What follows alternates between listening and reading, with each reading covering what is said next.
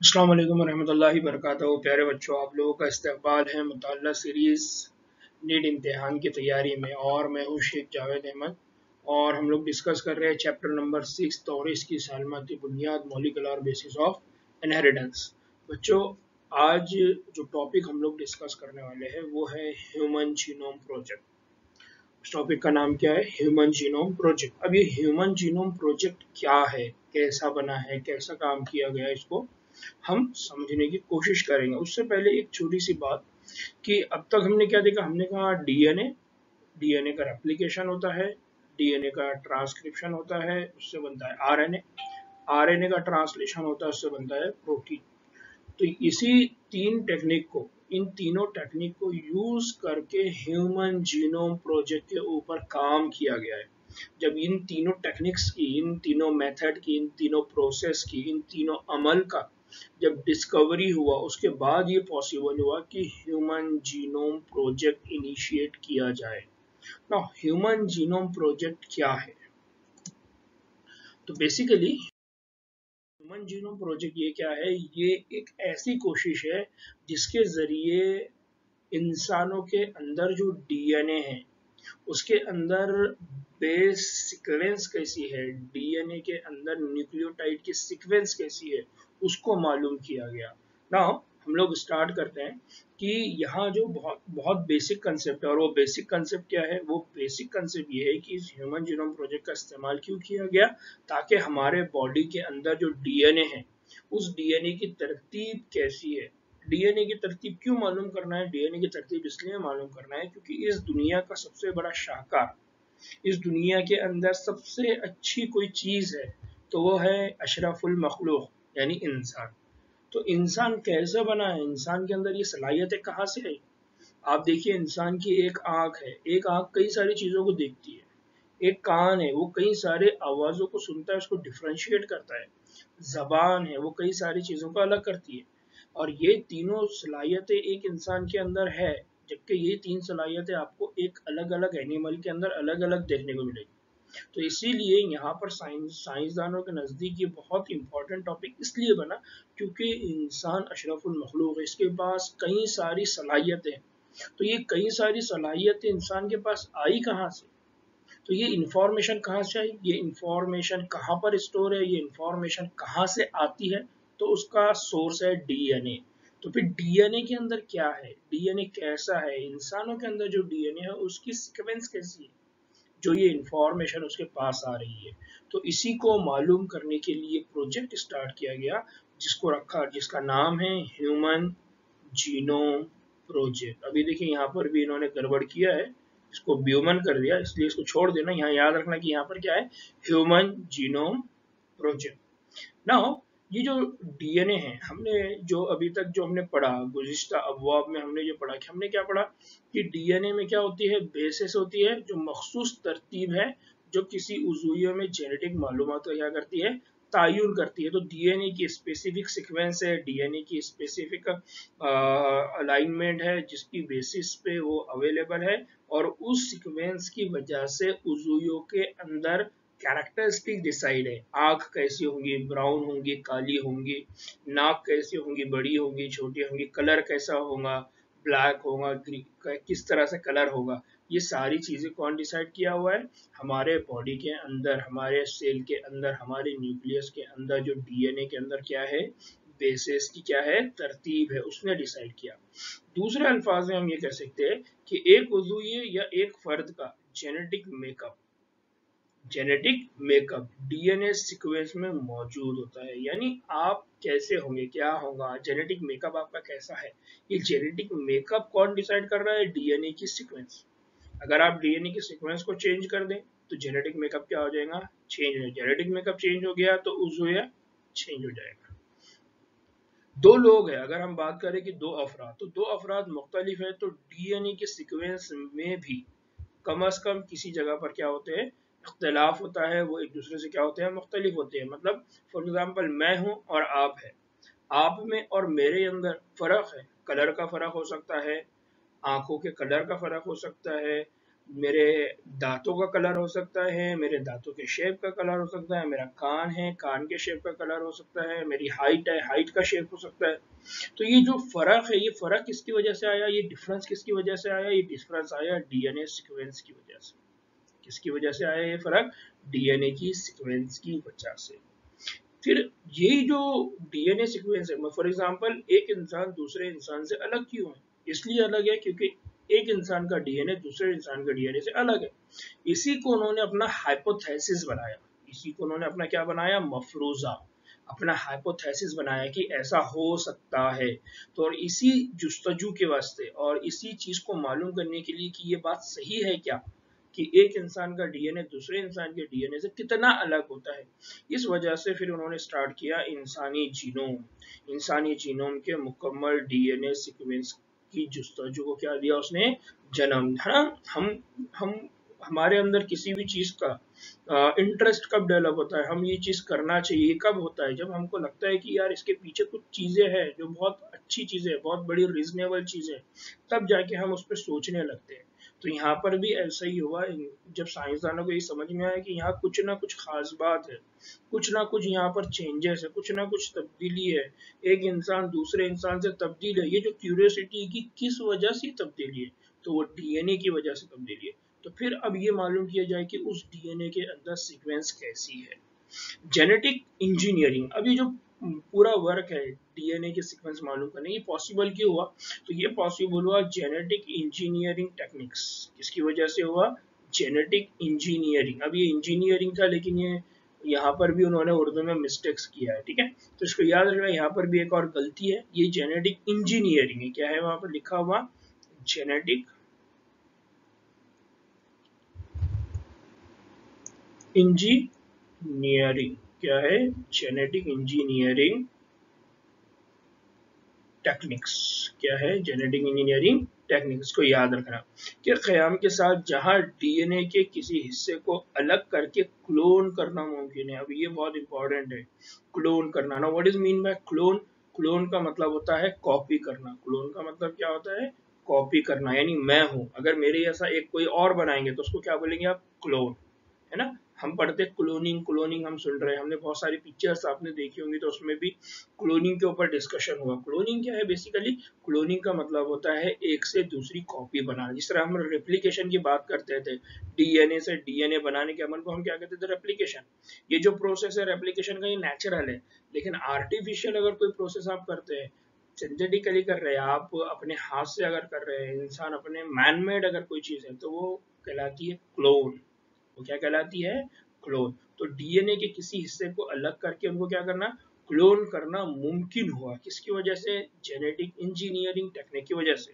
और DNA sequence को मालूम करने के आसान और तेज टेक्निक्स की दस्तयाबी, यानी अब हमारे पास क्या हुआ, जब हमारे को समझ में आया कि यार ये सारे रिसोर्स हमारे पास अवेलेबल है, तब जाके साइंसदानों को लगा कि यार अब हम ह्यूमन के जीनोम की सीक्वेंस मालूम कर सकते हैं, ह्यूमन के डीएनए की सीक्वेंस मालूम कर सकते हैं। कब, जब उनको क्या मिला, जेनेटिक इंजीनियरिंग टेक्निक, जिसकी वजह से वो क्या कर सकते थे, जिसकी वजह से वो बना सकते थे क्लोन, क्या बना सकते थे वो, क्लोन। तो यहाँ पर ये हुआ, और ये सारी टेक्निक्स यहाँ दस्तयाब हुई, इसकी बिना पर उन्होंने 1990 में, कब, 1990 में, कब स्टार्ट किया उन्होंने, 1990 में इंसानी जीनोम सीक्वेंसिंग के एक बहुत हौसलामंद प्रोजेक्ट की उन्होंने क्या किए, शुरुआत। यानी जब 1990 में मैं पैदा हुआ, उस वक्त ह्यूमन जीनोम प्रोजेक्ट स्टार्ट किया गया, ठीक है। तो याद रखना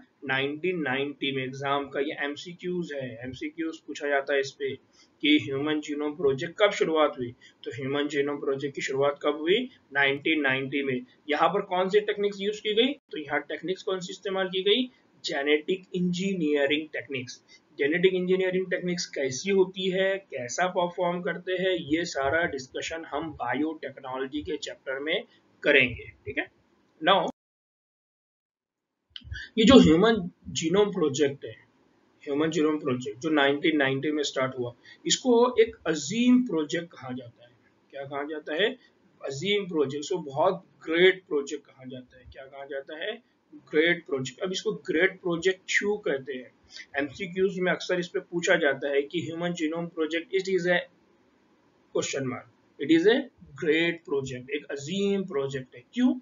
क्योंकि आपको मतलब क्योंकि उसकी ज़खामत, यानी ज़खामत कितना बड़ा ये प्रोजेक्ट है और प्रोजेक्ट की ज़रूरियात को बखूबी अंदाजा हो जाएगा। अगर आप देखेंगे कि इसको ग्रेट प्रोजेक्ट क्यों कहते हैं, इसको सबसे बड़ा प्रोजेक्ट क्यों कहते हैं, क्योंकि उसकी वजह है, उसकी दो बड़ी वजह है। एक तो ये बहुत ही क्या बोलेंगे, टाइम कंज्यूमेबल है, बहुत दिनों तक चला, बहुत सालों तक ये काम चला है।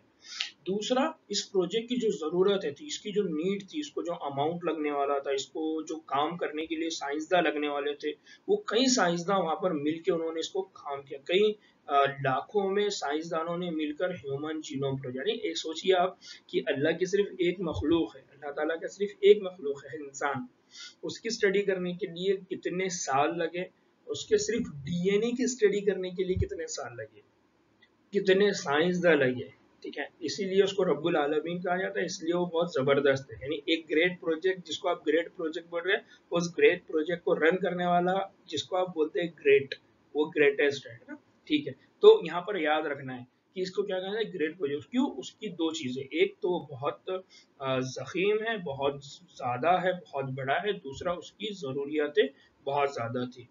अगर हम इस ग्रेट प्रोजेक्ट को अगर समझना चाहें तो हम उसको बहुत आसानी से समझ सकते हैं कि इसको ग्रेट प्रोजेक्ट क्यों कहा जाता है। उसकी वजह यह है कि इंसानी जीनोम में तकरीबन 3 × 10⁹ बेस पेयर है, 3 बिलियन बेस पेयर है, 3 × 10⁹ बेस पेयर होती है।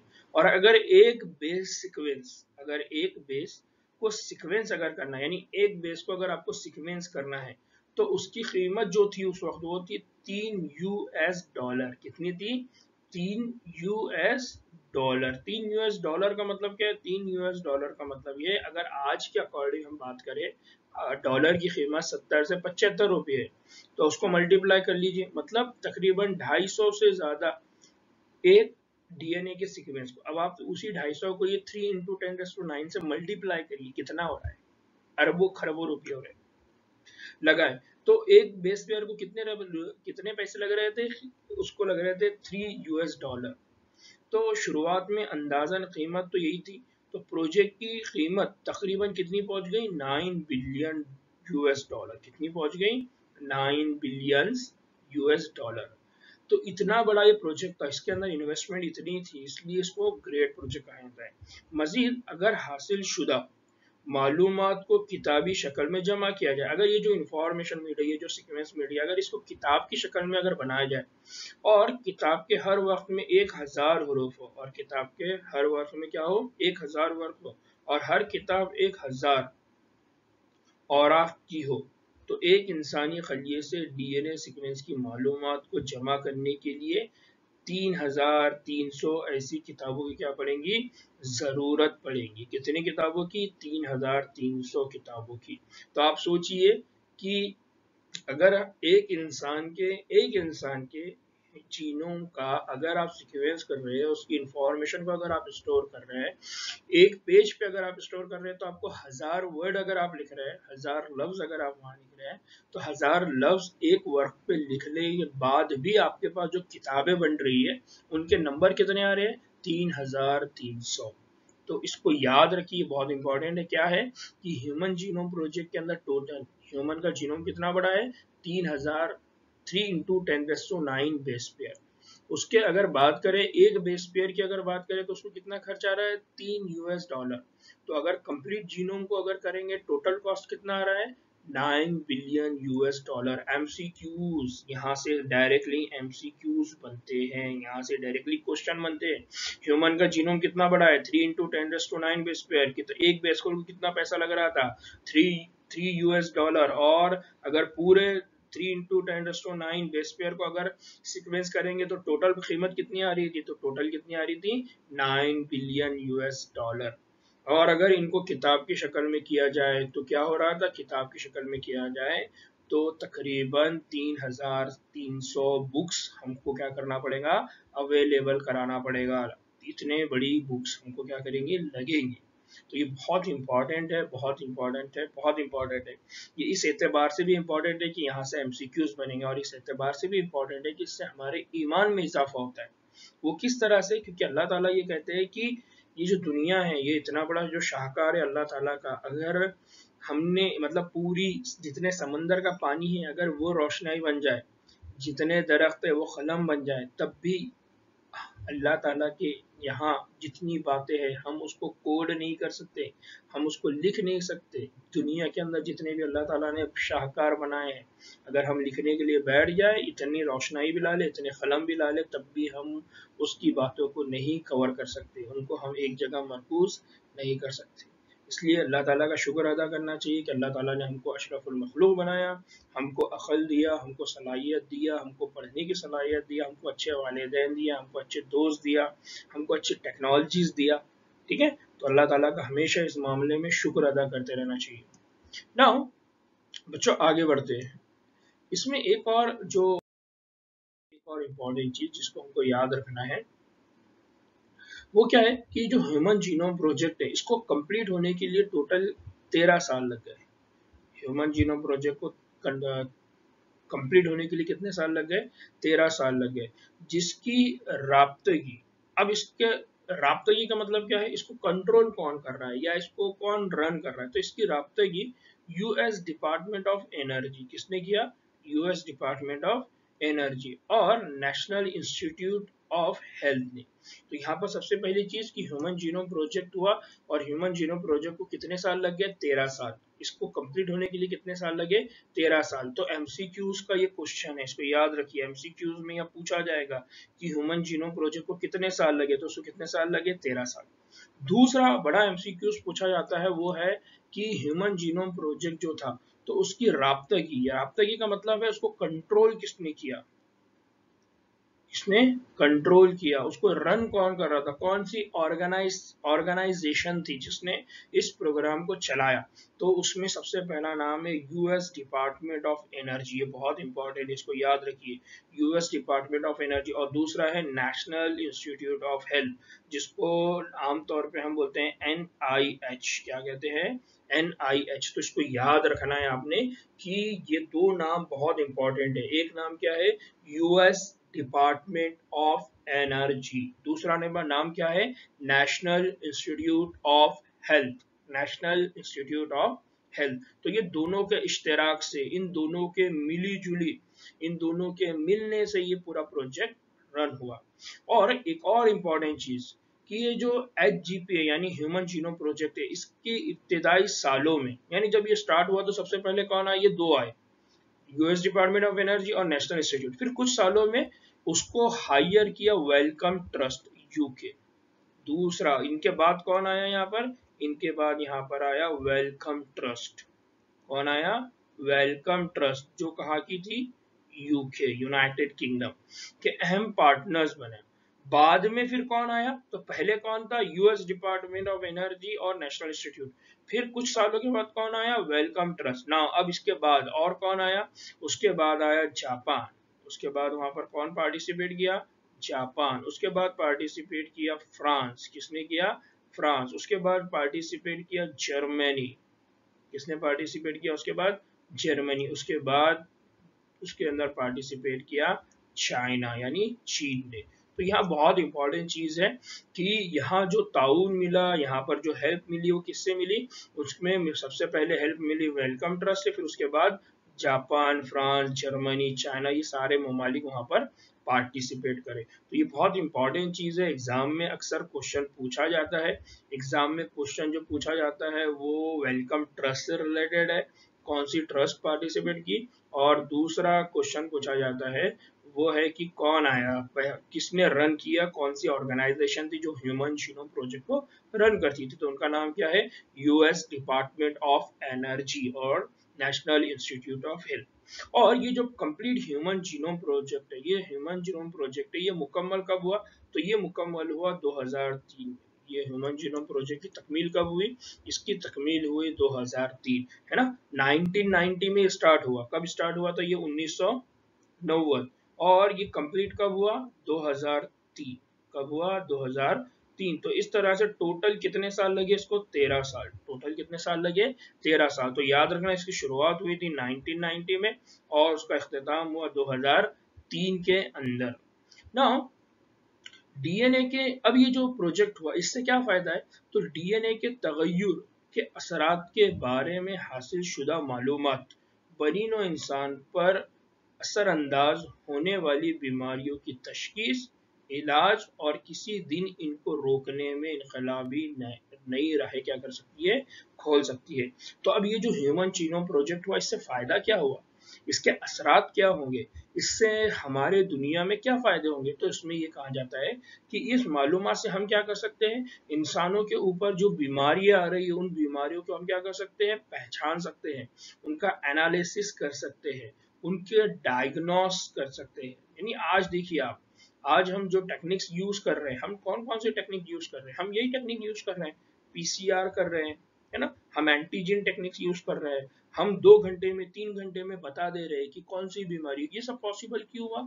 ये सब पॉसिबल हुआ ह्यूमन जीनोम प्रोजेक्ट मालूम करने की वजह से। तो आज क्या होता है कि जो भी नई बीमारी आती है तो हमको बहुत जल्दी मालूम पड़ जाता है, फिर उस बीमारी का इलाज भी हम बहुत आसानी से कर सकते हैं और अब आगे चल के हम उनको रोकने की कोशिश कर रहे हैं। पहले तो ये था कि बीमारी आती थी तो हम उसको डायग्नोस करते थे, हल करते थे, फिर हम इलाज करते हैं। अब कोशिश ये की जा रही कि कौन कौन सी बीमारियां इवॉल्व होने के चांसेस है, कौन सी बीमारियां आने के चांसेस है। तो ये ह्यूमन जीनोम प्रोजेक्ट का बहुत बड़ा फायदा है। तो ये बहुत इंपॉर्टेंट चीज है, इसको याद रखना है ना। इंसानी हयातियात की समझ यानी बायोलॉजी, इंसान की अगर बायोलॉजी की समझ और गैर इंसानी उज़ुइयों के बारे में मालूमात की तरफ इशारा करने के अलावा डीएनए सीक्वेंस इनकी कुदरती अहलियत के बारे में भी बता सकती है।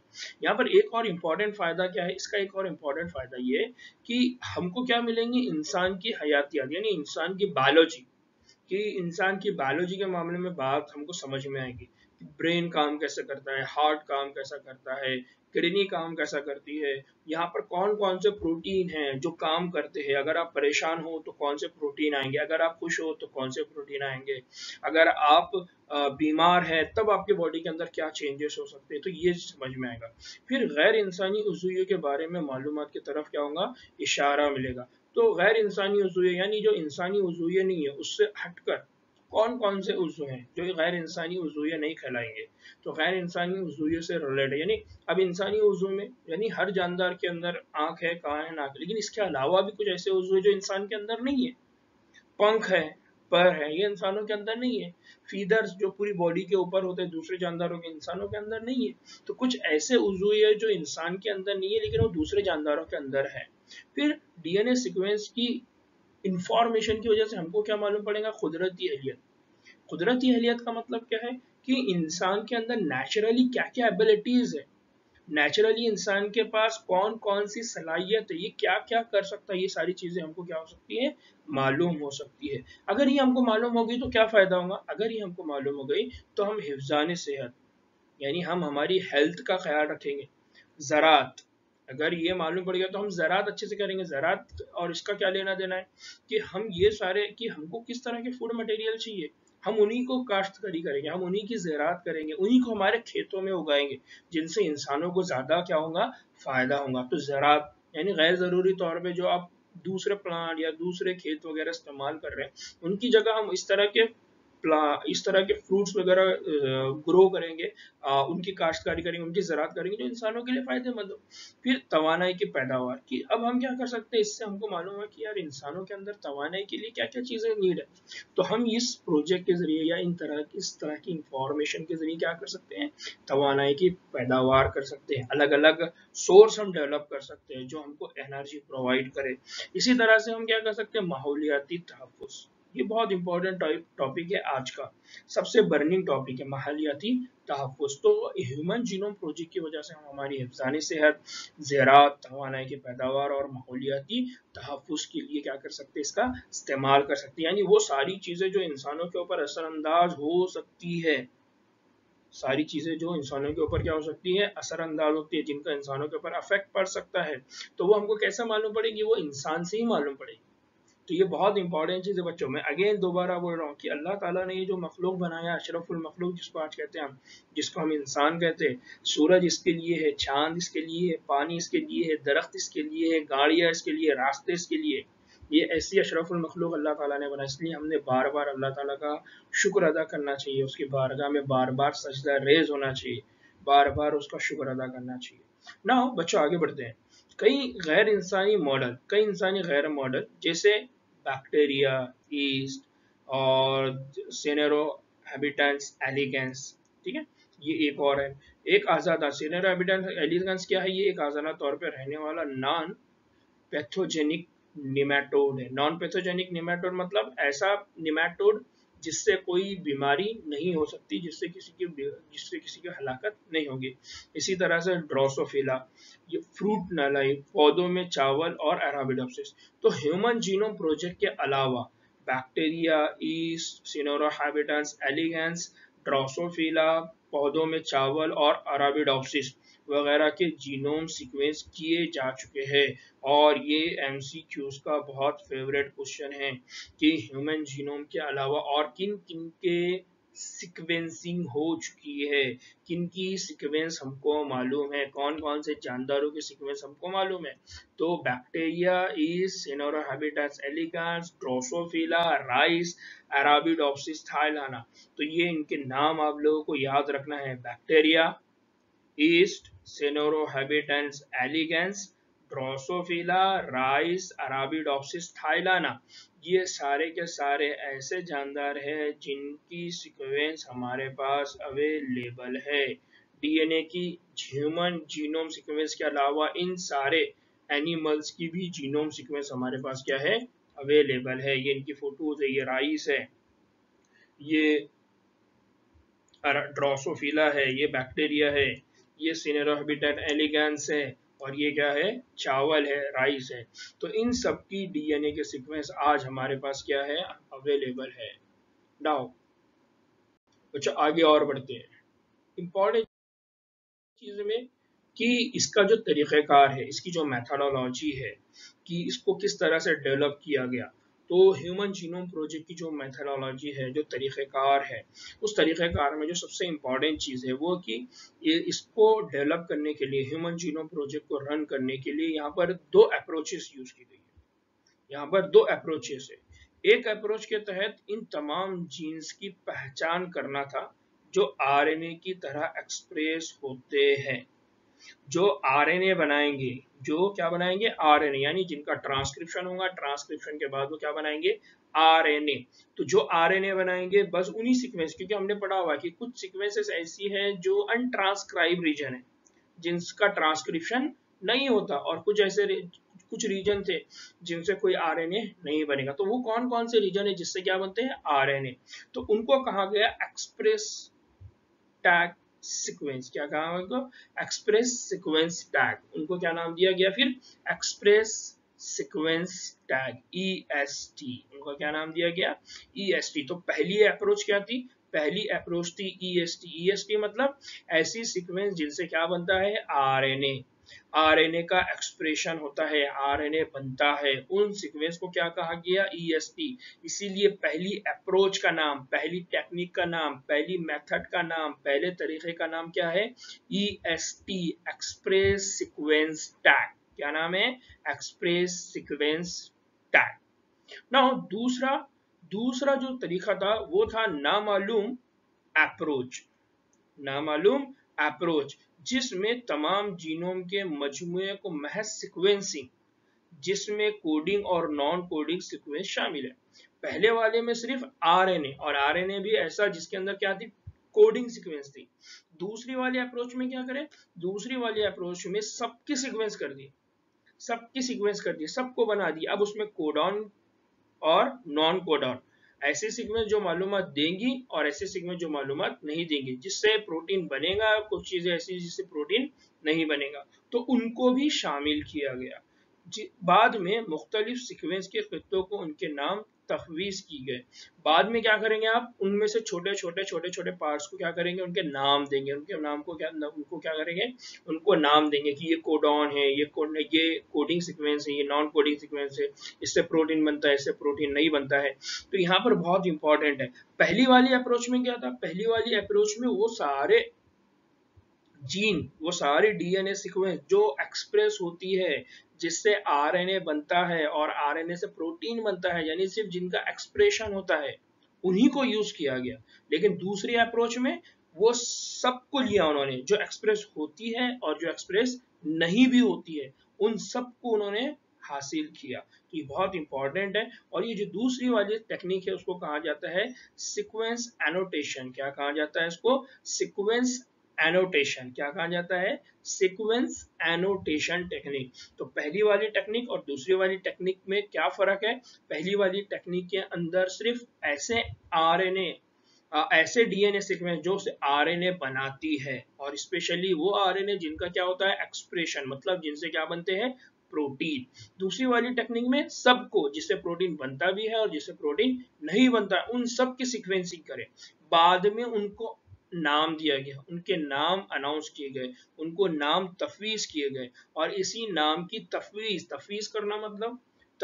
करना मतलब अनोटेशन। ये क्या वर्ड है, ये तफवीज करना मतलब एनोटेशन। एनोटेशन का मतलब क्या होता है, टैग लगाना, अनोटेशन करना, नाम देना, इस तरह से। इसीलिए इस टेक्निक का नाम क्या बन गया, सीक्वेंस एनोटेशन। क्या नाम बन गया इस टेक्निक का, सीक्वेंस एनोटेशन। तो अब यहाँ पर याद रखिए, मैंने इसको थोड़ा सा कोशिश किया कि आप लोगों को ये आसानी से कैसे याद रहेंगी, तो मैंने इसका ट्री डायग्राम बनाया हुआ है।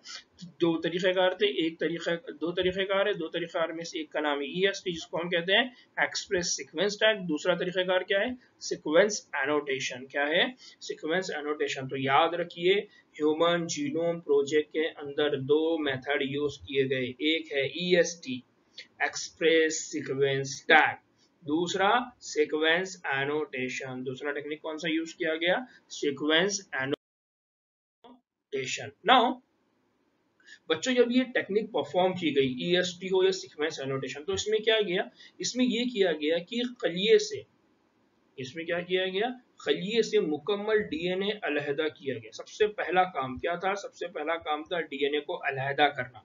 सबसे पहला काम क्या था, डीएनए को अलहदा करना। फिर उसको छोटे छोटे टुकड़ों में तब्दील करना। दूसरा काम क्या था, छोटे छोटे टुकड़ों में क्या करना, उसको डिवाइड करना। अब ये छोटे छोटे टुकड़ों में क्यों डिवाइड करें, क्योंकि जो डीएनए है ये एक बहुत लंबा पॉलीमर है। डीएनए क्या है, एक लंबा पॉलीमर है, और डीएनए के लंबे टुकड़े को सीक्वेंस करने में क्या हो सकता था, तकनीकी मुश्किलात का क्या करना पड़ता था, सामना करना पड़ता था। इसलिए उसको क्या कर दिया उन्होंने, छोटे छोटे टुकड़ों में कर दिए। फिर उसके बाद उनको क्या किया, उनको मखसूस वेक्टर्स, यहाँ पर तीसरी बात याद रखना है, क्या इस्तेमाल किए, वेक्टर्स। क्या इस्तेमाल किए, वेक्टर। ये वेक्टर्स नहीं है, वेक्टर्स है, ये हमेशा मिस्टेक करते हैं। तो वेक्टर्स को इस्तेमाल करके उन्हें मुनासिब होस्ट में क्या किया गया, होस्ट। अब यहाँ चौथा वर्ड क्या है, होस्ट। होस्ट में क्या किया गया, क्लोन। क्या किया गया वहां पर, क्लोन। तो याद रखिए कि यहाँ पर जो ह्यूमन जीनोम प्रोजेक्ट है, उसमें जो दो टेक्निक है, EST और सीक्वेंस एनोटेशन, उसको किस तरह से परफॉर्म किया गया, तो सबसे पहले डीएनए अलग किया गया, फिर उसको छोटे छोटे टुकड़ों में डिवाइड किया गया, फिर उसको वेक्टर्स के अंदर रखा गया, और उस वेक्टर को कहां पर ऐड किया गया, होस्ट में, और उसके बाद उसकी क्या की गई, क्लोन। उसके बाद क्या किया गया, उसकी क्लोन। नाउ बच्चों, मैं इसको और आसान करके आपको समझा रहा हूँ, इन स्टेप्स को आपको याद रखना है। पहली स्टेप क्या थी, पहली स्टेप में याद रखना है कि आइसोलेशन ऑफ डीएनए। सबसे पहले क्या किया गया, डीएनए को आइसोलेट किया गया, डीएनए को अलग किया गया। दूसरा स्टेप क्या किया, डीएनए को छोटे छोटे टुकड़ों में डिवाइड किया गया, उसका फ्रैगमेंटेशन किया गया। तीसरा काम क्या किया गया, वेक्टर के अंदर दाखिल किया गया। वेक्टर क्या होता है, कैसा होता है, मैं आपको आगे समझाऊंगा। उसके बाद उसको क्या किया गया, उसके बाद उसको होस्ट के अंदर दाखिल किया गया। होस्ट मतलब घर, होस्ट मतलब घर ना। उसके बाद उसकी क्या हुई, क्लोनिंग। अब मैं इसको और थोड़ा डायग्रामेटिक करता हूँ कि फॉर एग्जांपल आपने क्या किया, ये सेल है ह्यूमन का, और ये न्यूक्लियस है। इस न्यूक्लियस से आपने क्या निकाला, डीएनए।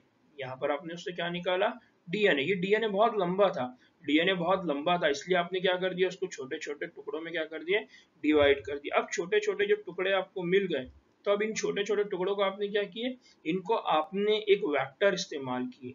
क्या इस्तेमाल किया आपने, एक वेक्टर। वेक्टर का मतलब होता है गाड़ी। वेक्टर का मतलब क्या होता है, गाड़ी। वेक्टर का मतलब होता है व्हीकल, यानी ऐसी चीज, ऐसी मतलब गाड़ी जो एक जगह से दूसरी जगह लेकर जाए। तो एक डीएनए के फ्रैगमेंट को किसी और जगह पे ले जाने के लिए जो डीएनए सीक्वेंस आप यूज करते हैं उसको कहा जाता है वेक्टर। उस सीक्वेंस को क्या कहा जाता है, वेक्टर। अब ये वेक्टर क्या होता है, कैसा होता है, कैसा होना चाहिए, क्या काम करता, कैसा करता, ये सब हम बायोटेक्नोलॉजी में पढ़ेंगे। आपको सिर्फ यहाँ पर याद क्या रखना है, आपको मेथोडोलॉजी याद रखना है। पहली मेथोडोलॉजी क्या है, डीएनए। डीएनए को आपने क्या करे, अलहदा करे, अलहदा करके उसको क्या कर दे, फ्रेगमेंट करे, फ्रेगमेंट करके आपने अब उसको क्या कर दिए, वेक्टर के अंदर ऐड कर दी। क्या कर दिया आपने उसको, वेक्टर के अंदर। तो ये आपका डीएनए। अब ये जो वेक्टर है, इस वेक्टर को आपने क्या करे, होस्ट में ऐड कर दी। ये कोई बैक्टीरिया है जिसको हम क्या कह रहे हैं, होस्ट, और इसके अंदर उसको ऐड कर दिया। अब होस्ट करने के बाद इसकी क्या होंगी, क्लोनिंग। क्लोनिंग का मतलब क्या है कि ये बैक्टीरिया एक था तो एक से दो होंगे, दो से चार होंगे, चार से आठ होंगे, यानी बैक्टीरिया के क्या बढ़ेंगे, नंबर बढ़ेंगे। तो बैक्टीरिया के नंबर बढ़ेंगे तो साथ में ये डीएनए के फ्रेगमेंट की भी क्या बन जाएंगी, कॉपी बन जाएंगी। तो हमारे पास डीएनए की फ्रैगमेंट की जितनी कॉपी बनेंगी उतनी ज्यादा कॉपी हम स्टोर करके रख सकते हैं, उनकी हिफाजत करके रख सकते हैं, फिर हम उनसे स्टडी कर सकते हैं। तो ये बहुत इंपॉर्टेंट है, बहुत बेसिक मैंने यहाँ समझाने की कोशिश की, इसको बहुत डिटेल चाहिए, लेकिन आपको सिर्फ यहाँ जो याद रखना है वो स्टेप्स है। पहली स्टेप क्या है, दूसरी स्टेप क्या है, तीसरी स्टेप क्या है, चौथी स्टेप क्या है, पांचवी क्या है, छठी क्या है। पहली स्टेप क्या है, आइसोलेशन ऑफ डीएनए। दूसरी स्टेप क्या है, फ्रैगमेंटेशन ऑफ डीएनए, डीएनए के टुकड़े। तीसरी स्टेप क्या है, वेक्टर के अंदर डीएनए के टुकड़े को दाखिल करना। चौथी स्टेप क्या है, डीएनए, वो जो वेक्टर है उस वेक्टर को कहां पर ऐड करना, कहां पर दाखिल करना, होस्ट के अंदर दाखिल करना। और पांचवी स्टेप क्या थी, क्लोनिंग। तो बहुत इंपॉर्टेंट है, बहुत आसान है, इनको आपको याद रखना है। अगर आपने इनको याद रख लिए तो आपको आगे चल के जब हम बायोटेक्नोलॉजी पढ़ेंगे तो आपको बायोटेक्नोलॉजी बहुत आसानी से समझ आ जाएगा। ठीक है ना। तो बच्चों यहाँ पर ये बहुत बेसिक पॉइंट था जो मैंने आपसे शेयर किया ना। ये जो टेक्निक्स थी, ये जो मेथोडोलॉजी थी, उसमें ये सारी स्टेप्स थी ना। बच्चों यहाँ इंपॉर्टेंट चीज है वेक्टर। यहाँ इंपॉर्टेंट चीज क्या है, वेक्टर। तो क्लोनिंग की वजह से आपको क्या हुआ, क्लोनिंग की वजह से क्या हो गया, वो जो टुकड़े थे उस टुकड़े की तादाद में क्या हो गया, इजाफा, ताकि बाद में इसको आप क्या कर सके, आसानी से क्या कर सके, सीक्वेंस।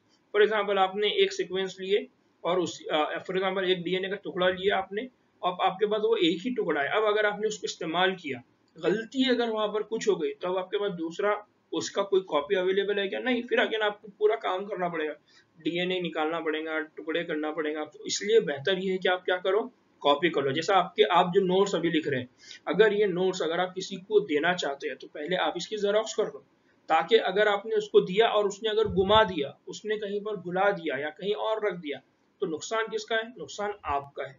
लेकिन अगर आपने जेरोक्स करके अपने पास आपके नोट्स रखे तो उससे फायदा क्या होगा, उससे फायदा ये होगा कि वो चाहे उसको चेंज कर दे, चाहे उसको घुमा दे, फिर भी आपके पास एक कॉपी अवेलेबल है जिसका आप दोबारा क्या कर सकते हैं, इस्तेमाल कर सकते हैं। तो इसको याद रखिए। तो इसी तरह से यहाँ पर भी क्लोनिंग करने का मकसद क्या है, क्लोनिंग करने का मकसद ये है कि सिक्वेंसिंग की टेक्निक करते करते अगर गलती से कोई मिस्टेक हो जाए, अगर गलती से कोई गलती हो जाए, तब भी हमको कोई नुकसान ना हो, हमको दोबारा और पैसा खर्चा करने की जरूरत ना पड़े। इसलिए यहाँ पर उन्होंने क्या किया, उसकी क्लोनिंग की और उसके एम्प्लीफिकेशन किए। नाउ बच्चों यहाँ पर दो और इम्पोर्टेंट चीजें, वो क्या है कि आमतौर पे जो वेक्टर इस्तेमाल होते हैं या आमतौर पे जो होस्ट होने इस्तेमाल होने वाले जो होस्ट है वो एक बैक्टीरिया है और ईस्ट है। आमतौर पे यहाँ जो क्लोनिंग है, क्लोनिंग करने के लिए जो होस्ट इस्तेमाल करते हैं, ये होस्ट कौन है, तो आमतौर पे होस्ट दो है, एक है बैक्टीरिया और दूसरा होस्ट है ईस्ट। दूसरा होस्ट कौन है, ईस्ट। और यहाँ जो वेक्टर्स है, तो होस्ट कौन कौन है, बैक्टीरिया और ईस्ट। और जो वेक्टर्स है, वो वेक्टर कौन कौन है, तो वो वेक्टर है BAC। एक वेक्टर का नाम क्या है, BAC, दूसरे वेक्टर का नाम है YAC। नाउ वहाँ दो दो तरह के वेक्टर है। एक वेक्टर है जिसको कहा था बीएसी। बीएसी का मतलब क्या है? बीएसी का मतलब है बैक्टीरियल आर्टिफिशियल क्रोमोसोम। बीएसी का मतलब क्या है? Bacterial artificial chromosome. और दूसरा जो वेक्टर है वो है वाईएसी, ईस्ट आर्टिफिशियल क्रोमोसोम। दूसरा कौन है? East artificial chromosome. तो यह बहुत इंपॉर्टेंट चीज जिसको आपको याद रखना है, एग्जाम पॉइंट ऑफ व्यू से बहुत इंपॉर्टेंट है कि होस्ट कौन कौन है। होस्ट है बैक्टीरिया, ईस्ट। वेक्टर कौन कौन है? तो आर्टिफिशियल वेक्टर। अब यहाँ पर और चीज याद रखिए, आर्टिफिशियल वेक्टर। आर्टिफिशियल दो तरह का है, एक है वाईएसी, ईस्ट आर्टिफिशियल क्रोमोसोम। दूसरा वेक्टर कौन है? BAC, bacterial artificial chromosome. बहुत इंपॉर्टेंट है, इसको आपको याद रखना है।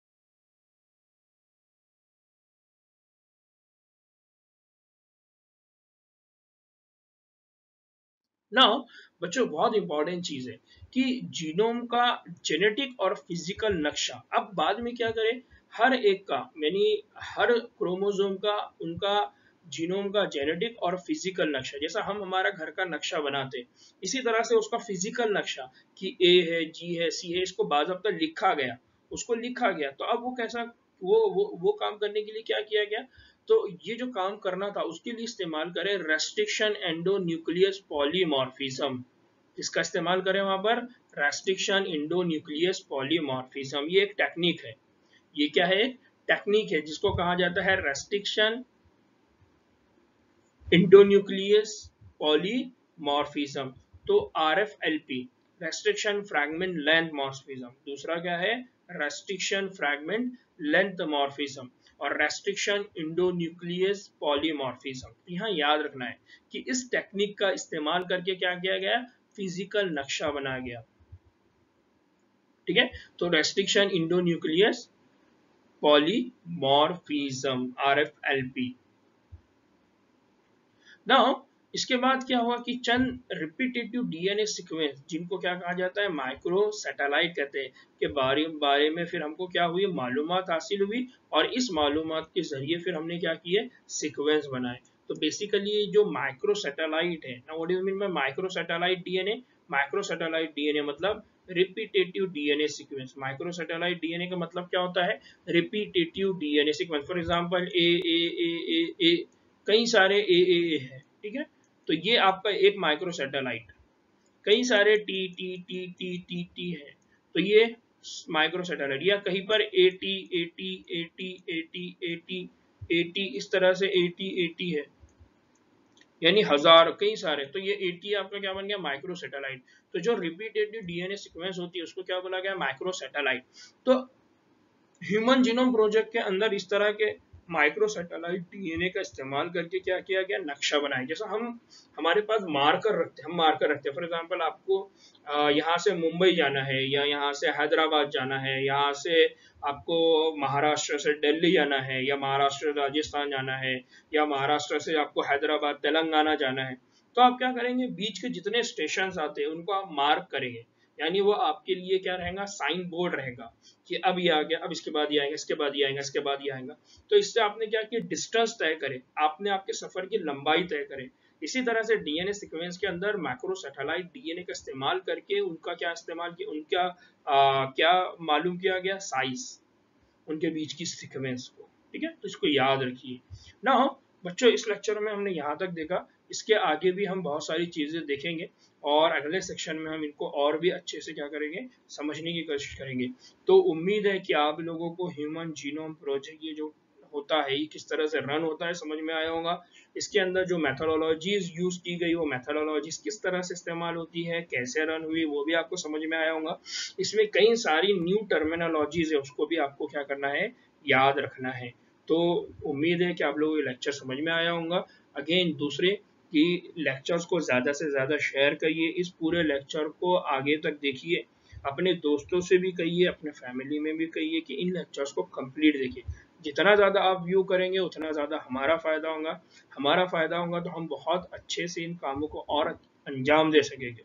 क्योंकि हम आप लोगों से किसी तरह से फीस नहीं ले रहे, आप लोगों से किसी तरह से हम कोई हमारे आप लोगों से क्या बोलेंगे रिक्वायरमेंट नहीं है, हमारी सिर्फ रिक्वायरमेंट ये कि आप लोग पढ़े, आप लोग आगे बढ़े, अच्छे से अच्छे डॉक्टर बने, अच्छे डॉक्टर बन के इंसानियत की खिदमत करें, अल्लाह ताला को राज़ी करें।